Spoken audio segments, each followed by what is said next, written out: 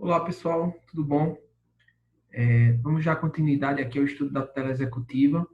No nosso último encontro, nós concluímos a análise da impenhorabilidade. Então, nós começamos a estudar a penhora, estudamos as características dela. Na sequência, nós abordamos as questões da impenhorabilidade, ou seja, aquela limitação à utilização da penhora em virtude de critérios da proporcionalidade, em virtude da consagração da dignidade do executado no curso de um processo de execução.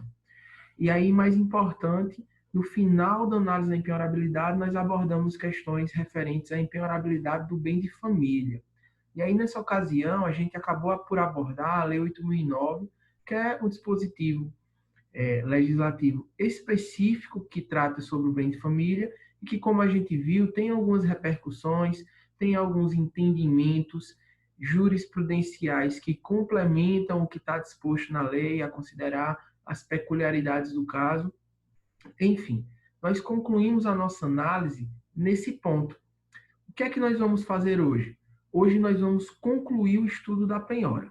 E aí, para isso, a gente vai abordar o procedimento da penhora online, o famoso Bacenjude, conhecido no dia a dia como Bacenjude, e vamos também rapidamente dar uma observada nas regras referentes à substituição da penhora, formas de se substituir a penhora. O nosso código trouxe 2 artigos que tratam sobre a possibilidade de modificar o objeto que foi penhorado, modificar o patrimônio que foi objeto da penhora, ok? Então, beleza. Para iniciar, vamos começar a falar logo da penhora online.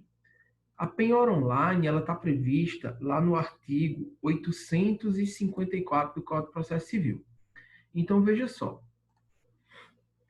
A penhora online, na verdade, a gente poderia chamar como a principal forma de se buscar a efetivação de créditos no curso de um processo de execução, por conta da sua praticidade, por conta da sua celeridade e por conta da sua eficiência. Veja que muitas vezes no curso de um processo, quando o advogado vai ajuizar um processo de execução, muitas vezes não se tem ao certo consciência ou conhecimento a respeito do patrimônio do executado. Isso não é incomum. Imagine, por exemplo, e aí eu faço relatos pessoais da minha atuação enquanto advogado, quando eu trabalhei com execução fiscal, a gente ajuizava centenas de execuções fiscais e essas execuções fiscais tinham como executados diversas pessoas que estavam localizadas em diversas cidades do estado de Pernambuco. Nós estávamos concentrados em Recife e ajuizávamos ações nos diversos municípios em todas as regiões do estado de Pernambuco. E aí, por vezes, a gente não tinha contato algum com o nosso devedor, não tinha contato algum com o executado, não tinha consciência, não tinha conhecimento a respeito do patrimônio que aquele executado dispunha, e muitas vezes, sem o auxílio, sem o suporte dessa técnica da penhora online, a gente nem conseguiria atingir a satisfação de crédito algum.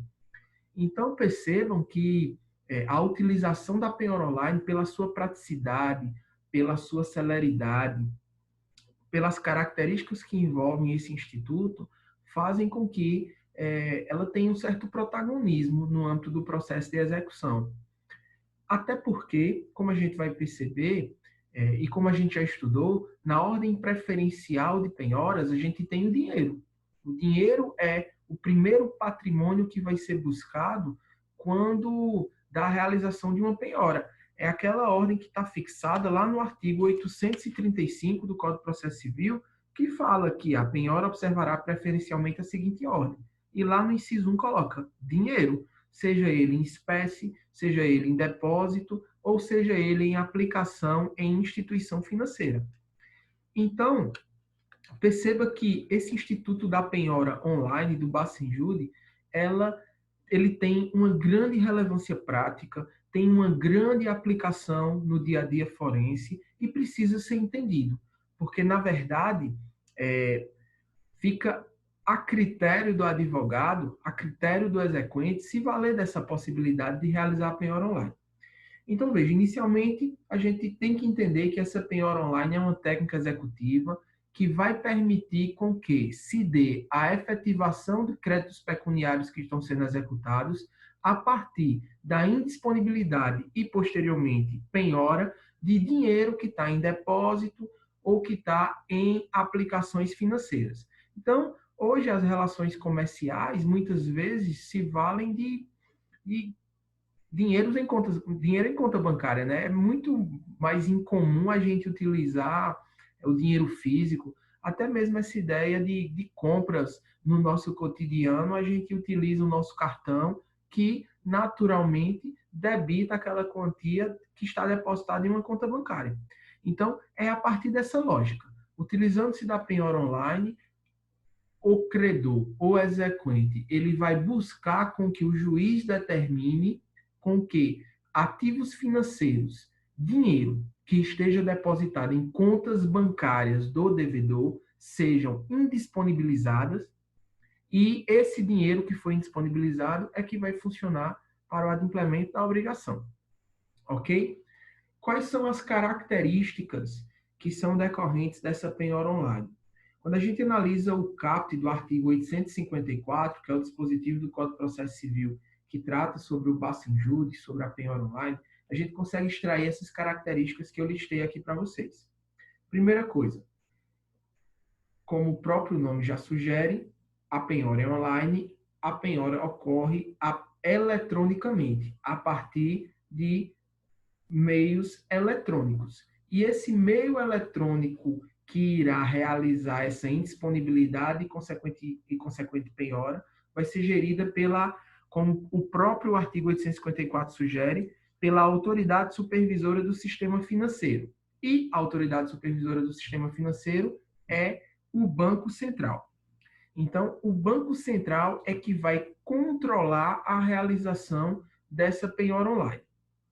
Outra característica da penhora online é a seguinte: essa técnica executiva só vai ser aplicada a partir de requerimento formulado pelo próprio exequente. Então, já na sua petição inicial, o exequente vai ter que requerer a realização da penhora online. Não é possível que o juiz, de ofício, ele determine essa medida. Então, deve ser requerida pelo exequente. Não é algo que o juiz vai praticar autonomamente, automaticamente, ao receber a petição inicial do processo de execução. Se o credor, se o exequente não fez o requerimento, não vai ter penhora online. Além disso, a gente precisa entender que a penhora online, essa ordem de disponibilidade, ela independe da oitiva do executado. Como a gente vai observar daqui a pouco no procedimento, o que ocorre, na verdade, é que o juiz, antes mesmo de determinar a citação do devedor, do executado, ou a intimação do devedor, se a gente estiver falando num processo de cumprimento de sentença, o juiz já vai determinar a ordem de indisponibilidade. Por quê? Porque não precisa a oitiva do executado para realizar essa penhora online. Não precisa a oitiva do executado para realizar o bacenjude. O que precisa é que o exequente requeira. E, por óbvio, eu não vou ouvir o executado, porque não teria sentido permitir com que o executado se manifestasse sobre essa penhora online antes de realizar a indisponibilidade. Por quê? Porque o executado poderia valer-se da má-fé e retirar todo e qualquer dinheiro seu em contas bancárias, frustrando a execução, frustrando o processo de execução. Outra característica também inerente à penhora online diz respeito à desnecessidade de que se esgotem as buscas por outros bens do executado.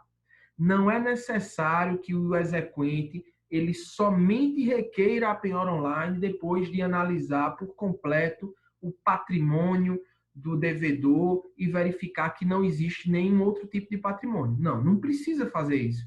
Até porque isso é contrária ao que preceitua o 835, que fixa o dinheiro como um bem preferencial, a ser objeto da penhora.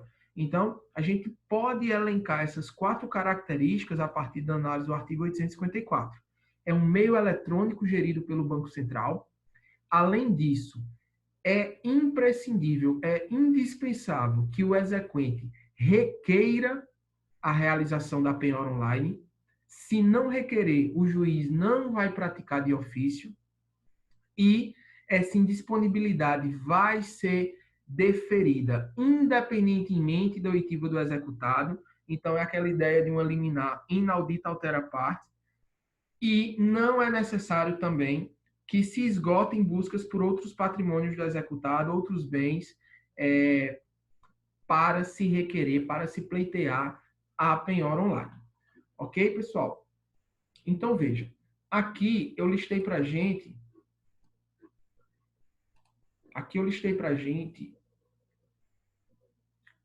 saiu.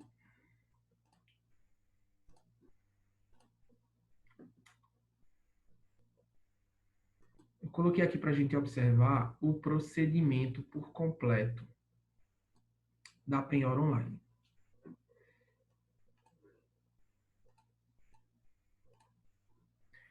Então, veja.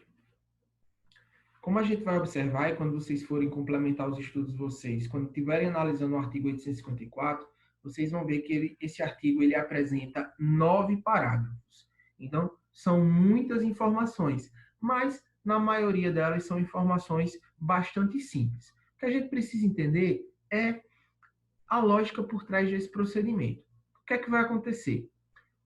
O exequente, ele vai requerer a realização dessa penhora já na sua petição inicial, na petição inicial do processo de execução, ou então naquele requerimento que é feito lá na etapa do cumprimento de sentença, ok?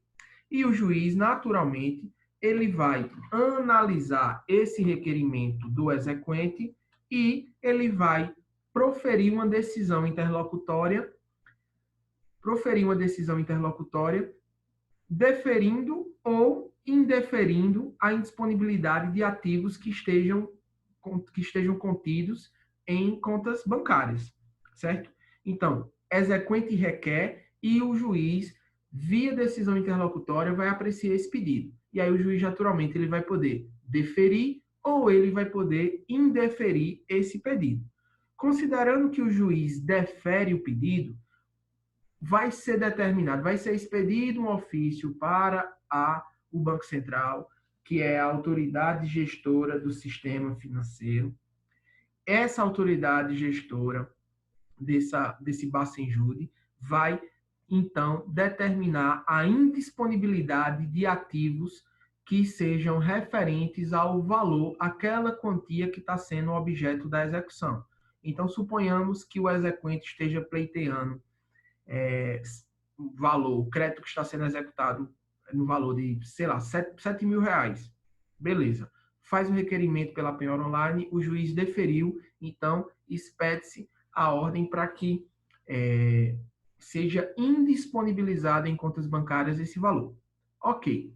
O que é que vai acontecer? Quem já teve a oportunidade de verificar isso em um processo, vai ver que logo na sequência vai ser colocado no processo uma espécie de tabela. E aí, no começo da tabela, vai ter o nome do banco e o valor que foi encontrado naquele banco e o valor que foi disponibilizado. Então, vai ser feita uma busca em todo o sistema bancário. Bradesco, Banco do Brasil, Caixa Econômica e por aí vai. Onde tiver banco, onde esse camarada tiver conta, vai se buscar.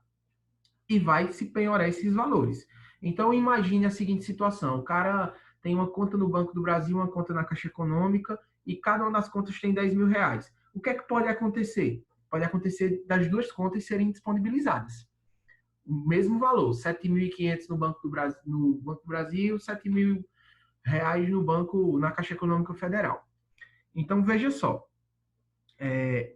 Quando o juiz defere essa medida e o Banco Central vai realizar a indisponibilidade, o que ele vai fazer é buscar contas bancárias com aquele valor. Qual é o valor que a gente está usando como exemplo? 7 mil reais. Então, a conta que tiver esse valor vai ser disponibilizada. Na sequência, o Banco Central vai comunicar essas indisponibilidades, isso vai constar do processo. O que é que o juiz vai fazer? Ele vai verificar se houve excesso na indisponibilidade realizada. Então, imagine que tanto na conta do Banco do Brasil como na conta da Caixa Econômica, ficou lá verificado que houve a indisponibilidade do mesmo valor, 7 mil no Banco do Brasil, 7 mil na Caixa Econômica, e a dívida que está sendo executada é só o valor de 7 mil. Então, existe um excesso e o juiz, naturalmente, já vai controlar esse excesso. Ele já vai determinar que seja desfeita a indisponibilidade excessiva. Beleza. Estando tudo ok, encontrou o valor corretinho, não houve excesso nem nada, o juiz está lá, indisponível o valor. O juiz vai determinar agora que o executado ele seja intimado. E o executado ele vai ter um prazo de 5 dias para se manifestar sobre a realização daquela indisponibilidade. Por que é conferido esse prazo ao executado? Porque pode ocorrer, como a gente observa aí do parágrafo 3º do artigo 854, que ainda existam alguns excessos praticados por aquele ato de indisponibilidade e o executado ele pode apontar isso para o magistrado, para que o magistrado corrija esses excessos, ou então pode ocorrer outras peculiaridades e aquele valor que foi indisponibilizado via o bloqueio realizado pelo Banco Central, ele seja um bem impenhorável.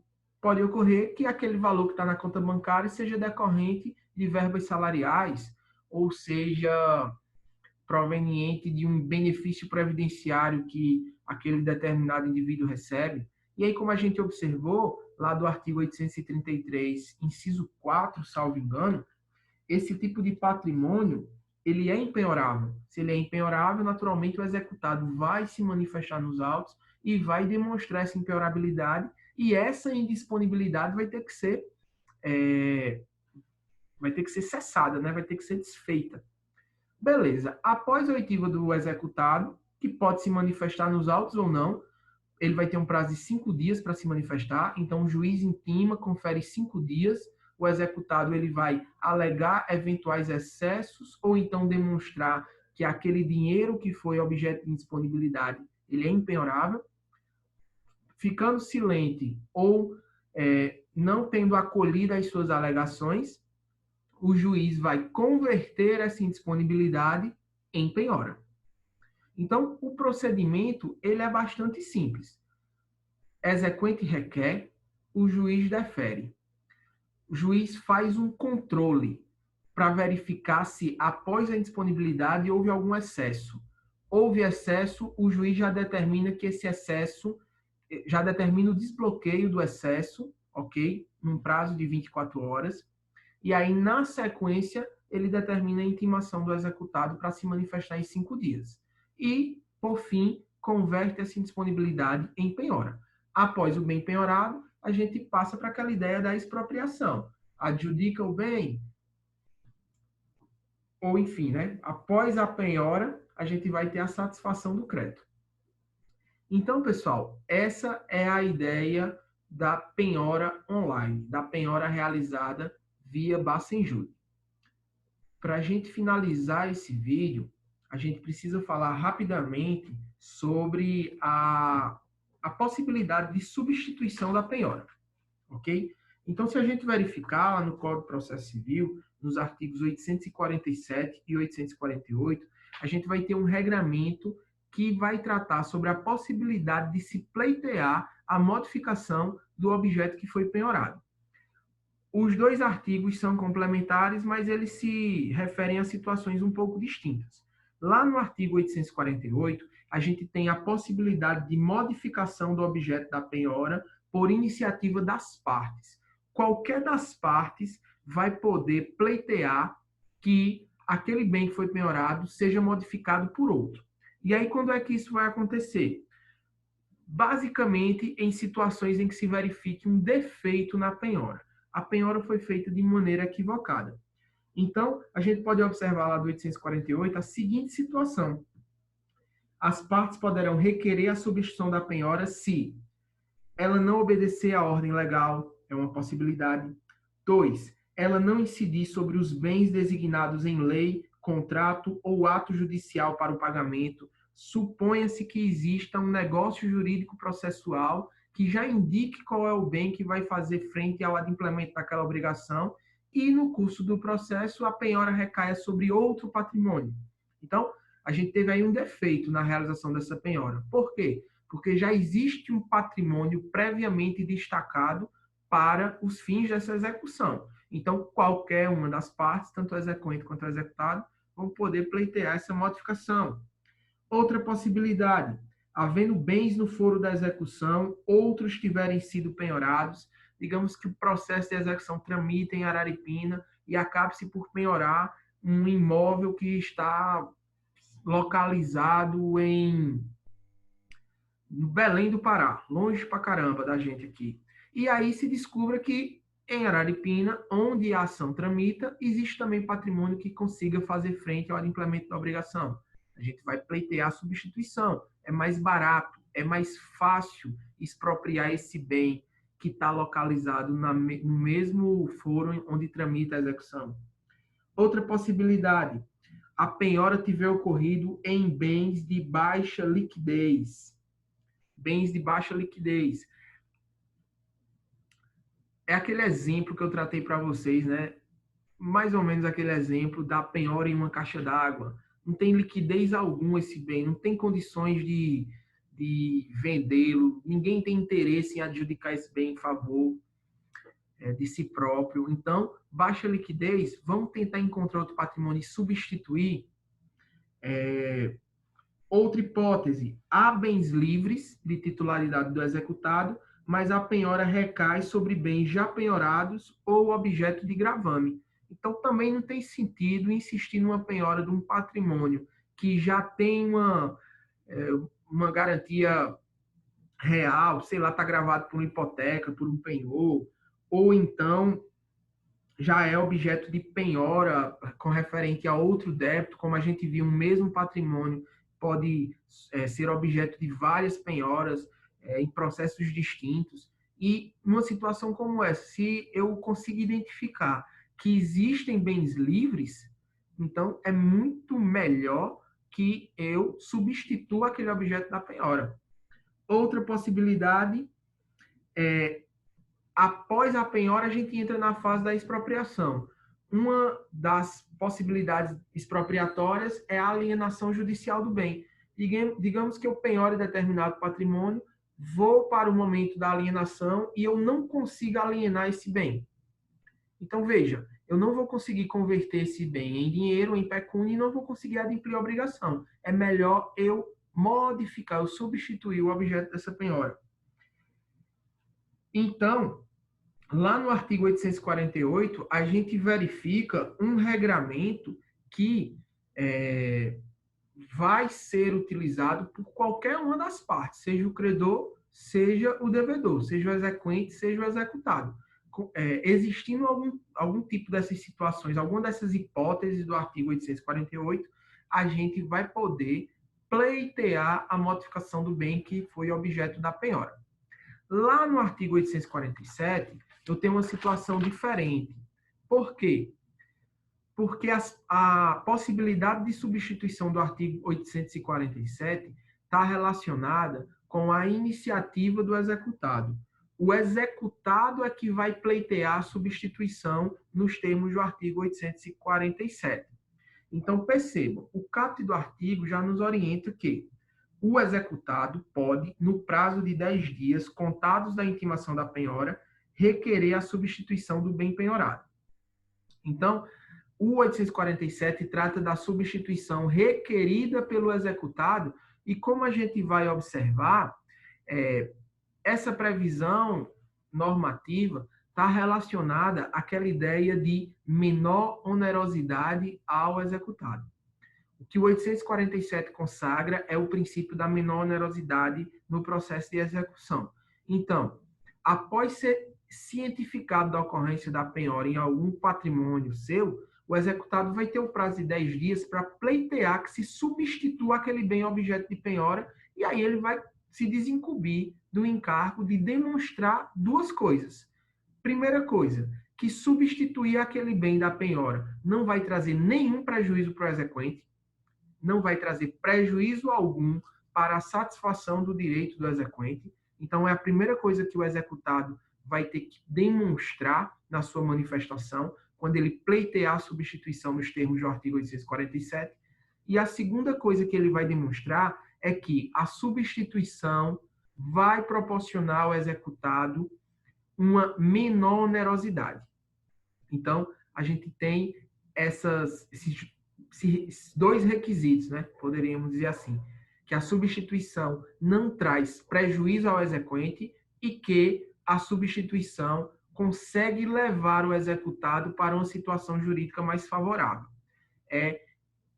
Em síntese, os dois pilares para que o executado pleiteie essa substituição. Naturalmente, que na petição que o executado vai pleitear essa substituição, quando ele for indicar outro bem à penhora, ele vai ter que apresentar todas as informações relacionadas a esse novo bem para conseguir demonstrar que não vai ter prejuízo ao exequente e que lhe causa menos onerosidade. É o que determina, inclusive, o parágrafo 1º do 847, quando fala, por exemplo, que o executado tem que comprovar as respectivas matrículas e os registros por certidão do correspondente ofício quanto aos bens imóveis, que ele vai ter que descrever os bens móveis com todas as suas propriedades e características, o estado em que esses bens estão, o lugar onde esses bens se encontram, vai ter que descrever bens semoventes e vai ter que identificar créditos, indicando quem seja o devedor, enfim, em síntese, qualquer bem que o executado indicar para substituição nos termos de 847 vai ter que estar suficientemente detalhado para que o juiz possa analisar se está sendo respeitado a ideia de não ocasionar danos ao exequente e menor onerosidade possível ao executado. Pois bem, pessoal, com essa análise, a gente encerra a abordagem a respeito da penhora. Os pontos mais relevantes a gente conseguiu abordar aqui nos nossos encontros. Eu peço a vocês que, qualquer dúvida que tenham, vamos tirar as dúvidas. O aprendizado, o nosso aprendizado, ele depende muito da nossa iniciativa. A gente não pode funcionar apenas de maneira passiva, recebendo a informação desse vídeo ou de qualquer outro que vocês queiram assistir. Não. Não é assim que funciona. A gente já consegue identificar, nesse nosso dia a dia, várias deficiências com relação a esse sistema de ensino exclusivamente online. Nada substitui a sala de aula e a interação que a gente tem lá. Então, para que a gente não fique prejudicado, é preciso que vocês assumam um certo protagonismo na construção do conhecimento de vocês. E esse protagonismo, ele vem com dúvidas, com questionamentos, com estudo, com aprofundamento. Ok? Eu acabei de repassar para vocês os principais pontos e aprofundei na medida que eu acreditei que fosse necessário aprofundar. Agora vocês têm que fazer a contrapartida e apresentar os questionamentos, para que a gente possa construir esse conhecimento. Funcionar de maneira passiva é uma péssima forma de aprendizagem, ok? Então, dúvidas, correções, fiquem à vontade para tanto questionar via o portal do aluno, o Acad Web, como também para enviar suas dúvidas pelo nosso grupo do WhatsApp. Até o próximo encontro.